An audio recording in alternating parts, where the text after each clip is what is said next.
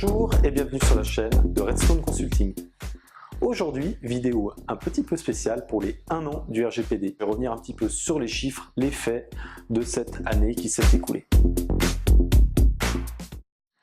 Tout d'abord en Europe. En Europe, le mouvement, le RGPD a été pris très au sérieux. Les organisations publiques, les entreprises ont vraiment fait du travail pour se mettre en conformité et certainement, vous avez pu le voir, vous avez peut-être reçu des documents de leur part où on vous demande de signer des contrats de transfert de données, des contrats de mise en conformité. Bref, si vous avez des partenaires européens, vous ne pouvez pas avoir ignoré que le RGPD était mis en place. Au niveau des chiffres, c'est un peu plus de 100 000 plaintes qui ont été faites en Europe, pour à peu près 50 000 en France. De ces chiffres-là, nous avons à peu près une centaine d'amendes, ce qui est donc faible, à peu près 10 amendes aussi en France, dont la 50 millions de Google qui est la plus grosse à ce jour, qui n'est pas encore payée.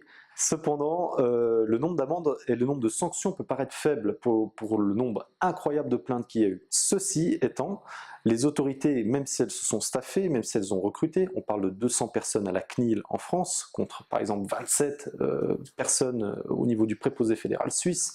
Sur ces 200 personnes qui ont reçu 50 000 plaintes, vous vous doutez bien qu'il faut donc écumer le backlog, il faut traiter ces plaintes, et donc évidemment que le flot de sanctions, le flot de mise en demeure va ne faire qu'augmenter au fur et à mesure que le backlog de ces plaintes va être traité. D'autres chiffres, par exemple pour l'Europe, 60 000 notifications de brèche, ça fait quand même beaucoup de fuites de données en Europe. En France, la CNIL dit avoir reçu quasiment 200 000 coups de téléphone, j'en suis responsable pour quelques-uns. Bref, les autorités ont été submergées et les entreprises, de leur côté, ont fait le travail. Je parlais en début de vidéo des contrats que vous avez peut-être reçus. Effectivement, pour les entreprises qui ont des partenaires européens, pour les entreprises qui bénéficient de fonds européens, vous l'aurez donc probablement noté que ces partenaires vous demandent maintenant d'être également conforme au RGPD. Ceci, vous devez de 1 le prouver, et de 2, on va vous demander aussi de l'attester dans des contrats. Et puis c'est toute la difficulté des partenaires suisses aujourd'hui, c'est de pouvoir se conformer à ces contrats, puisque, et j'y viens, en Suisse, le RGPD n'a pas été aussi bien reçu. Deuxième partie de la vidéo, donc, pour la Suisse. Qu'est-ce qui s'est passé en Suisse? Après le buzz qu'il y a eu en mai dernier, on a accouché d'un pétard mouillé. Passé le 25 mai, plus vraiment eu de news par rapport à ça, on n'en a plus vraiment entendu parler. Et les grands groupes internationaux qui étaient obligés de se mettre en conformité ont fait du travail, là-dessus pas de souci. Des groupes de moyenne taille qui avaient aussi des relations internationales en général ont commencé quelque chose, mais n'ont pas forcément fini.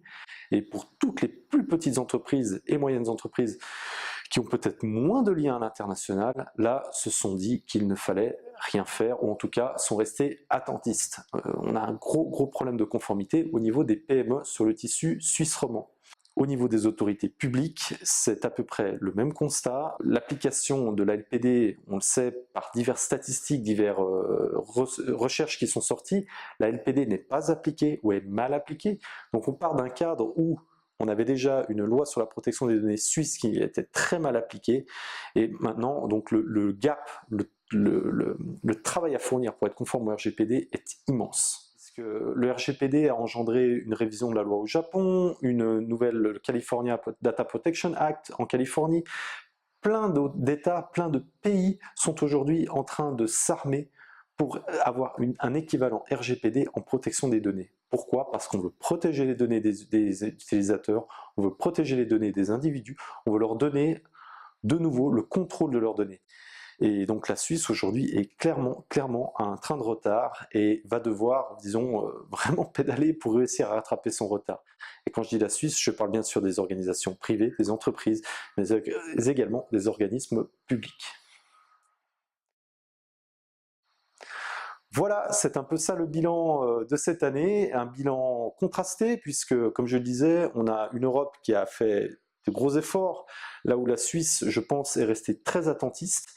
La loi sur la protection des données suisse est toujours au Parlement. On n'a pas de date aujourd'hui pour sa révision, pour sa date de révision. On parle de l'année prochaine, voire peut-être de 2021. Qu'est-ce qu'on vous recommande? Eh bien, sans plus attendre, arrêtez d'ignorer ce règlement, arrêtez d'ignorer ce changement mondial autour de la protection des données. N'attendez plus.